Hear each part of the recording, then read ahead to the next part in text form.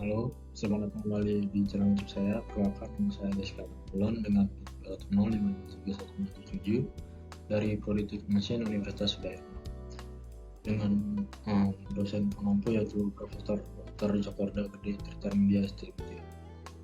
Pada kesempatan kali ini saya akan menjelaskan mengenai metal forming processes. Adapun table of content-nya yaitu pertama ada press bending and forming operations of sheet metal atau operasi pembengkokan dan pembentukan lembaran logam, dan yang kedua ada multiple die stamping press operations atau operasi press multiple die stamping, dan yang ketiga ada sheet metal operations perform on equipment other than presses atau operasi lembaran logam yang dilakukan pada peralatan selain mesin press. Yang pertama ada press bending and forming operations of sheet metal. Yang pertama ada bending atau pembengkokan, adalah deformasi material terhadap sumber arus.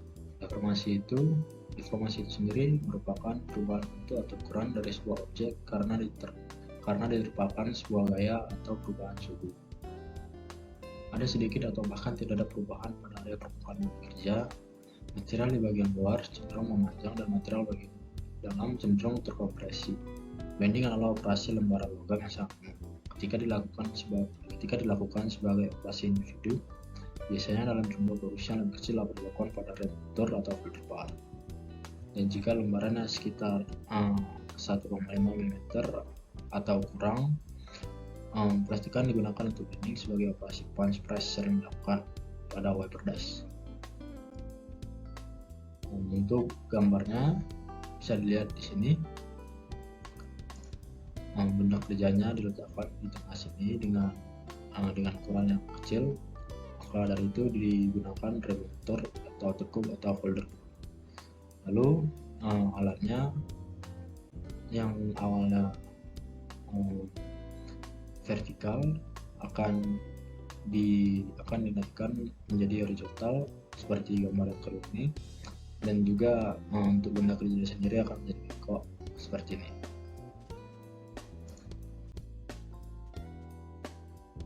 Untuk yang satu lagi yang ukuran benda kerja yang lebih besar atau wiper die punch press, digunakan wiper die punch press.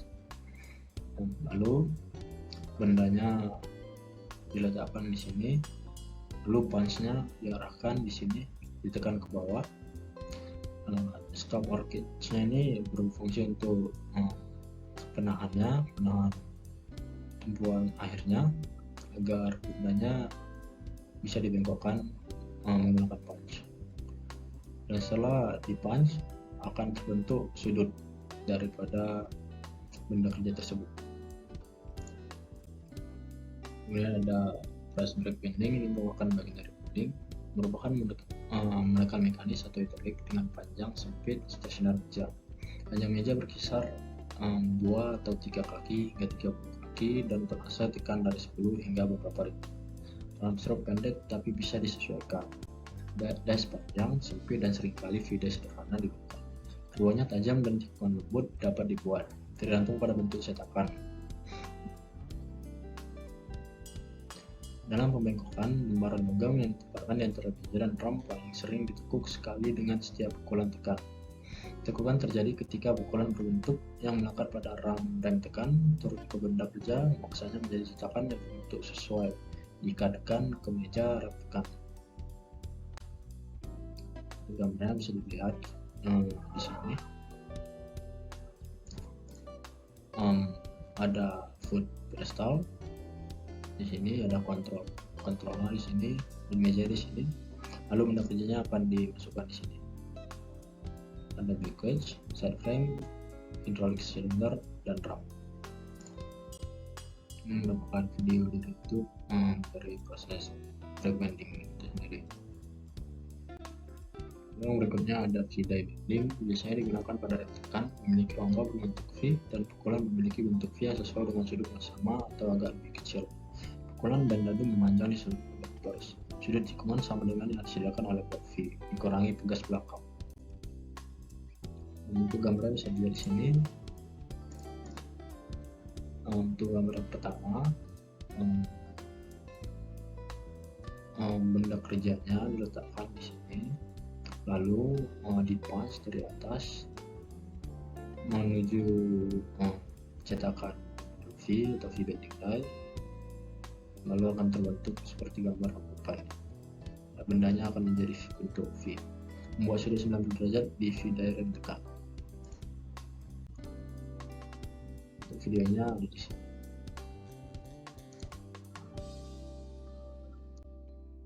Yang berikutnya ada air bending atau pembengkokan melalui udara. Dalam pembengkokan udara, die atas dalam set rem tekan tidak berada di bawah blok V. Derajat pembengkokan tergantung pada kedalaman gerakan die atas. Pendekatan ini memiliki keuntungan bahwa penyesuaian dapat dilakukan dalam proses untuk mengakomodasi variasi bahan dan satu set cetakan dapat digunakan untuk tikungan dari berbagai sudut. Namun hasilnya mungkin tidak sekonsisten ketika dari bagian atas berada di bawah blok V. Gambarnya bisa dilihat seperti ini, hampir mirip seperti V-die bending. Ya, air bending sheet metal menggunakan V-die dalam press brake seperti ini. Videonya ada di sini.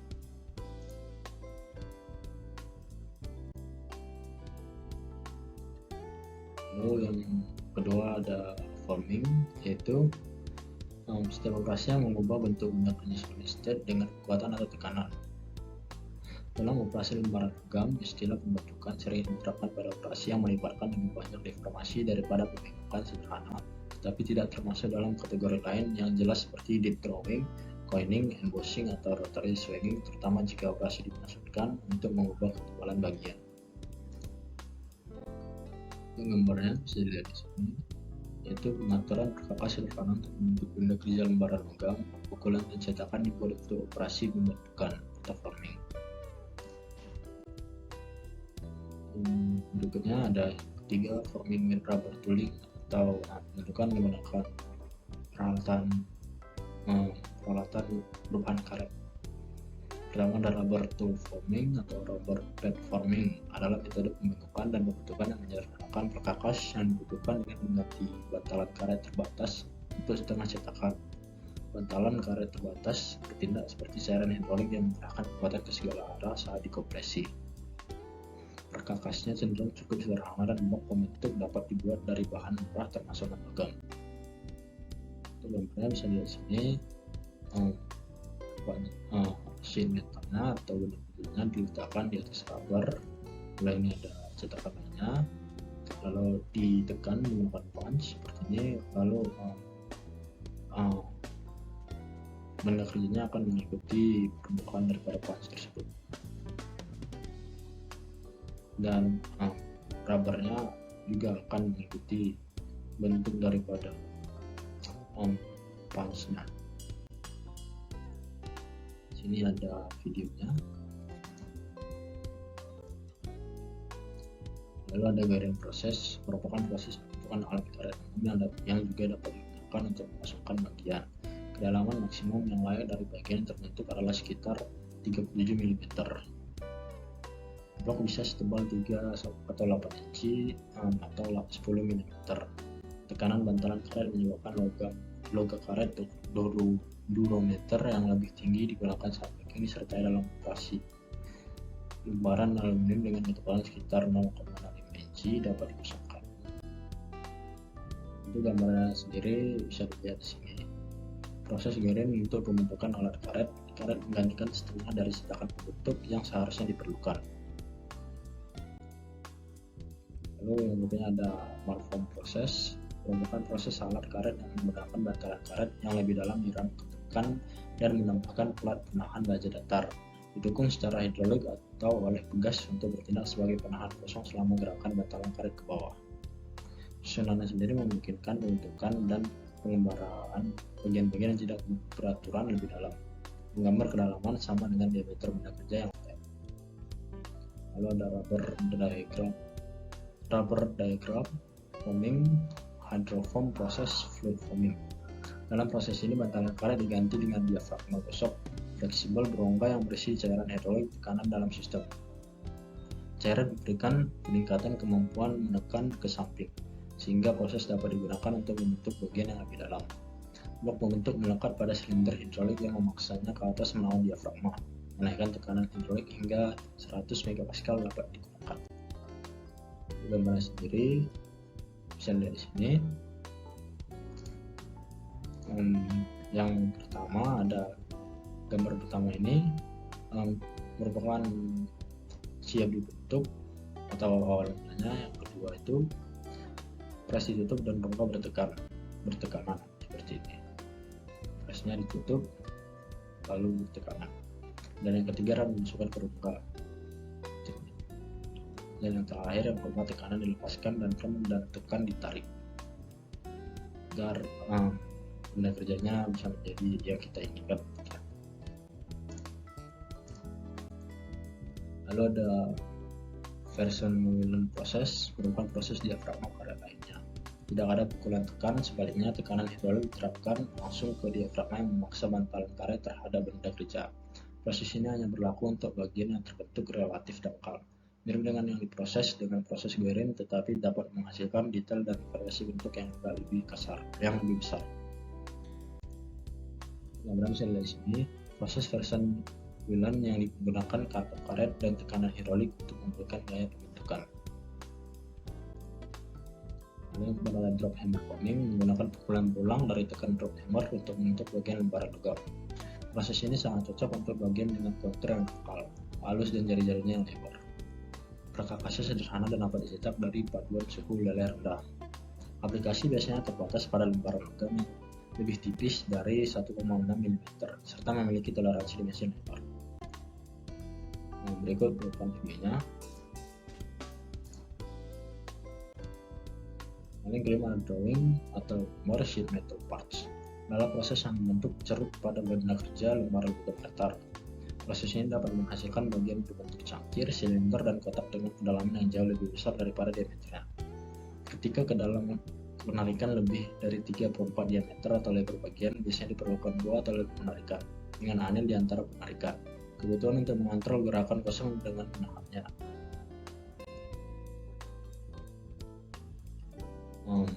Berikut merupakan skema gambar dalam menentukan dudukan kosong atau tekanan.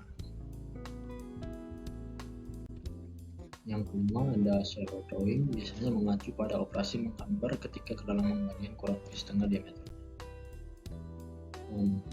Yang kedua ada deep drawing, umumnya mengacu pada operasi menggambar ketika kedalaman bagian lebih besar dari setengah diameter. Satu atau lebih operasi menggambar ulang dan dengan beberapa bahan. Ini sebelum menggambar ulang mungkin diperlukan. Bukan merupakan videonya. Lalu yang ketiga itu dari drawing itu yaitu merupakan redrawing direct dan reverse.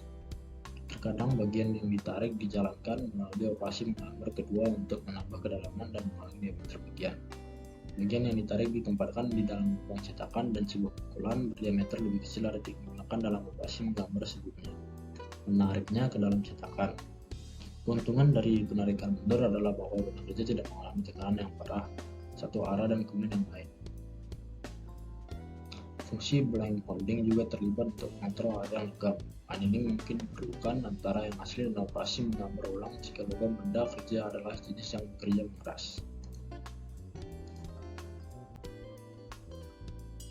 Berikut merupakan gambar dari drawingnya, yaitu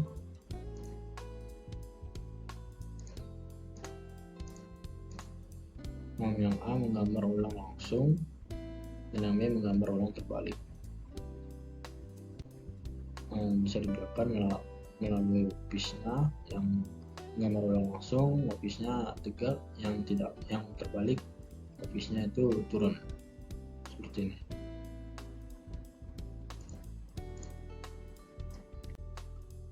Berikut merupakan video dari YouTube-nya. Yang pertama ada coining, merupakan operasi yang mengubah ketebalan bagian lembaran logam, biasanya untuk membuat desain, tanda, atau konfigurasi lain yang terlihat di permukaan. Ketebalan benda kerja berubah secara lokal dan permukaannya dibentuk untuk menyesuaikan secara ukuran desain apapun yang ada pada permukaan cetakan. Untuk gambarnya, perbandingan yang musim itu yang ini dan yang B itu merupakan coining. untuk mencetak desain permukaan pada bagian lembaran logam. Bisa dilihat perbedaannya melalui ini merupakan male die half, ini female die half, sedangkan yang coining merupakan die half with depressions, dan yang satu lagi merupakan flat face die half. Dan yang ketiga ada embossing, merupakan proses yang biasanya dilakukan pada lembaran logam yang menghasilkan area yang terangkat di satu sisi lembaran dan area yang tertekan di seberangnya di sisi lain. Pada dasarnya operasinya adalah menggambar benda yang tidak mengubah ketebalan lembaran secara signifikan. Ketinggian area yang diinginkan biasanya tidak lebih dari 3 kali ketebalan material. 8 ada framing, adalah tikungan sekitar 90 derajat di dekat tepi bagian lembaran logam, biasanya untuk tulangan. Jika tikungan sepanjang garis lurus, operasi looter sederhana adalah semua yang diperlukan. Berikut gambarnya. Yang pertama merupakan flange lurus atau straight flange, yang kedua itu straight flange atau flange susut, yang C itu straight flange atau flange ragaman, dan yang D itu flange terbalik atau reverse flange. Jika ada kelengkungan di dalam atau di luar tikungan seperti yang ditunjukkan pada gambar B, C, dan D, diperlukan pembentukan yang lebih luas karena logam akan dipaksa mengalir satu saat tikungan dibuat. Yang ke-9 merupakan bidding atau manik, membentuk paling bundar dangkal dengan gambar seragam dalam benda kerja kepala logam. Palingnya bisa ditekan atau dinaikkan dan bisa dalam garis lurus atau bisa melengkung atau melingkar. Tujuannya adalah untuk memberikan kekuatan atau hiasan pada bagian yang produksi. Ketebalan lembaran tidak berubah. Prosesnya mirip dengan embossing, kecuali embossing menyingkir pola yang lebih kompleks. Gambarnya bisa dari sini. Untuk gambar yang A, menunjuk penampang diagram tekan untuk membuat manik pengaku sederhana. Yang B menunjukkan manik itu sendiri dalam tampilan penampang dan benang. Manik pengaku sederhana di bagian logam. Operasi yang digunakan untuk membentuk manik-manik sangat mirip dengan yang digunakan dalam embossing. Yang ke-10 ada hemming dan seaming. Hemming adalah pembengkokan tepi lembaran ke belakang 180 derajat pada dirinya sendiri untuk memberikan tepi atau penguatan yang dibuat. Tikungan dapat dihasilkan dengan membentukkan gulungan atau dengan dua operasi pembengkokan. Seaming adalah penyatuan dua sisi berlawanan dari benda kerja dengan elemen yang saling mengunci atau tikungan yang saling mengunci lainnya. Ini sering digunakan dalam pembuatan mudah seperti ember, drum, dan kaleng. Gambarnya bisa dilihat, A dan B merupakan hemming, C dan D merupakan seaming. Nah, pada bagian seaming atau pada bagian gambar C dan D, lembaran logam jahitan dibentuk oleh keliman yang saling mengunci di tepi dua lembar. Kelimannya itu merupakan yang ini. Yang E ada multiple die stamping pressions. Yang pertama ada progressive die operations. Dalam metode stamping logam ini, material kerja bergerak dari stasiun ke stasiun melalui die secara bertahap. Mungkin ada 2 atau lebih stasiun dalam modul dan seringkali 10 atau lebih. Setelah setiap gerakan material kerja, rem tekan membuat pukulan dan aksi injakan terjadi. Lalu setelah ujung depan bahan kerja telah bergerak melalui setakan, potongan jadi diproduksi dengan setiap langkah tekan. Operasi stamping berlangsung di semua stasiun die dengan setiap langkah tekan, kecuali stasiun die dibiarkan kosong untuk memfasilitasi aliran material atau untuk alasan lain. Bagian yang dicap kompleks dapat diproduksi dengan metode ini dengan kecepatan tinggi. Pendekatan ini dapat diterapkan secara luas, tetapi kuantitas produksi yang cukup diperlukan untuk memberikan pembenaran ekonomi untuk biaya perkakas. Gambar bisa dilihat di sini sebuah die progresif stasiun sederhana yang khas yang mengosongkan dan meninju bagian. Untuk operasi setiap stasiun die dapat menjalankan keseluruhan stamping termasuk piercing, notch, lancing, blanking, forming, drawing, dan trimming. Lubang pilot untuk memastikan keselarasan di stasiun berikutnya. Biasanya menekan di stasiun pertama. Suksi dan khas yang diproduksi dengan pendekatan ini mencakup berbagai macam produk dan komponen yang diproduksi secara massal seperti laminasi untuk motor listrik, suku cadang, alat dapur logam, dan lain-lain. Di stasiun terakhir bagian dipotong dari bahan strip atau lembaran. Lalu kedua ada transfer die atau transfer price operations. Die transfer terdiri dari beberapa stasiun die terpisah untuk operasi berurutan pada bagian tertentu. Semua diposisikan pada satu tempat tekan dan semuanya digerakkan dengan langkah tekan yang sama. Benda kerja dapat dipindahkan secara manual dari dai ke dai di antara langkah tekan. Tetapi manfaat utama dari sistem ketika transfer press dilengkapi untuk memindahkan benda kerja dari dai station ke dai station secara otomatis. Untuk keuntungannya dari pendekatan transfer die adalah dapat digunakan untuk melakukan operasi stamping sekunder pada bagian yang sudah terbentuk dan dapat mengurangi kerugian material.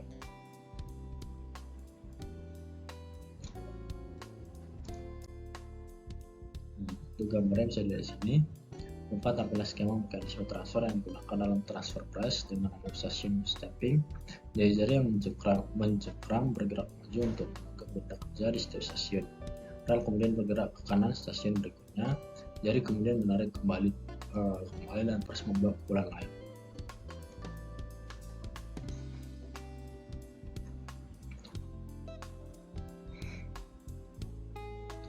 Siklus ini kemudian diulang setelah stasiun nomor 6 yang ini. Benda kerja disimpan dalam saluran yang dapat dibawa pulang. Benda kerja baru dimuat di stasiun 1 setelah setiap langkah tekan. Pengoperasian mirip dengan die progresif, kecuali bahwa bagian-bagian ini dipisahkan dari stok strip sebelum semua operasi di atas selesai.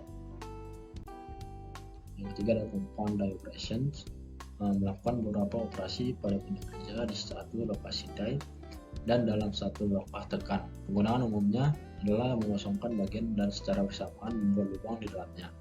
Keuntungan dari operasi die majemuk adalah menghilangkan kebutuhan untuk dua atau lebih operasi press terpisah dan biasanya lebih akurat daripada dua operasi pada die terpisah.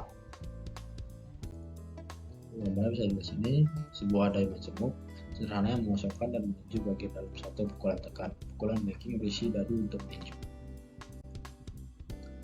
Yang F ada sheet metal operations perform equipment other than presses. Yang pertama ada rotary swagging, merupakan operasi untuk mengurangi penampang tabung, batang, dan kabel. Dicapai dengan serangkaian pukulan terkontrol yang cepat dari elemen die mesin rotary swagging. Metode ini juga digunakan untuk mengancangkan fitting pada kabel, kawat, dan selang. Jarum mesin jahit, poros tongkat golf, dan tabung torsi otomatis adalah bagian khas yang digerakkan dengan putaran tubing hingga 375 mm dan palang hingga 100 mm dengan diameter telah dirotasi. Gambarnya bisa dilihat di sini. Sebuah die rotary swagging konvensional yang mengurangi diameter benda kerja berbentuk tabung. Berisi satu atau lebih pasang dies berlawanan yang menghantam benda kerja berulang kali saat spindle mesin dan dies berputar. Gaya sentrifugal melemparkan anggota mati keluar, di mana mereka menemukan serangkaian roll yang memaksa mereka untuk bergerak ke dalam dan memukul benda kerja. Kecepatan operasi yang umum adalah 1000 pukulan per menit. Benda kerja dimasukkan secara aksial di antara cetakan, ditahan di tempatnya selama pukulan cetakan dan kemudian dilepas. Untuk beberapa benda kerja diperlukan bantuan mekanis atau umpan mekanis untuk menggerakkan benda kerja melawan lancip tekan. Sebuah mandral internal dapat digunakan dengan benda kerja tubular untuk mengontrol dimensi internal, untuk mencegah runtuhnya pipa berdinding tipis dan untuk membentuk internal. Mungkin ada stress forming, melibatkan peregangan panjang lembaran logam atau benda kerja karena melilit blok bentuk. Peregangan dicapai dengan dua atau lebih pasang rahang pencengkram yang dilengkapi untuk memberikan ketegangan pada lembaran. Kombinasi pergerakan blok pembentuk dan peregangan material menyebabkan material mengalami tegangan melebihi batas elastisnya, biasanya 2 hingga 4% kemenangan total.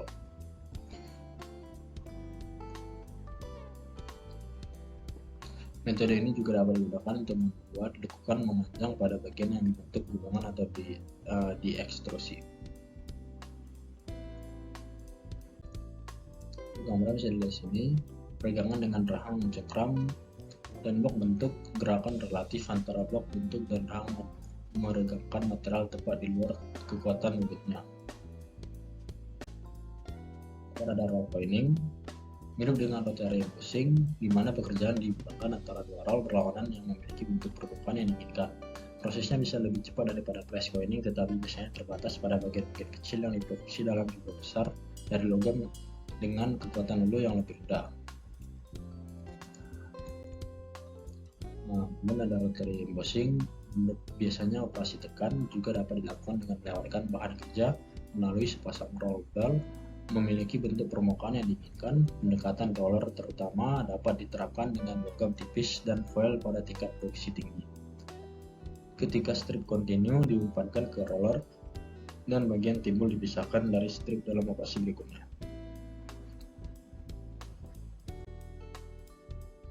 Berikut merupakan video YouTube-nya. Nah, yang keenam ada metal spinning, adalah operasi yang membentuk cakram lembaran logam menjadi berbagai bentuk melingkar tanpa batas dengan menekannya pada suatu bentuk saat berputar. Cakram dijepit pada balok berbentuk penampang lingkar, ditahan di headstock mesin bubut sehingga keduanya berputar bersama. Saat piringan berputar itu didorong dengan tekanan lokal terhadap blok bentuk dengan alat pemintal berbentuk sesuai dan secara bertahap mengasumsikan bentuk blok bentuk. Gerakan dan tekanan alat pengepres dapat diberikan secara manual atau dengan tenaga mekanik.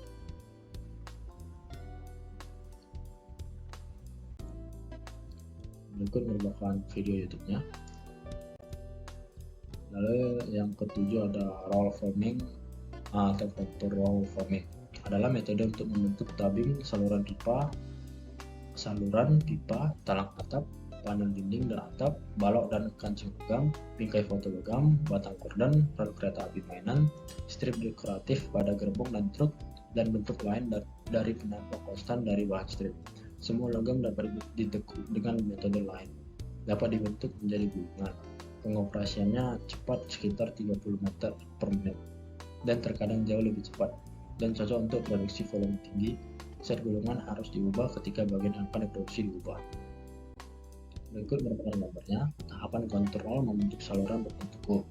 Strip dipandang melalui serangkaian roll kain berkontur dipasang bersama-sama yang secara progresif membuat tikungan memanjang di strip saat melewati set roll yang disebut dudukan.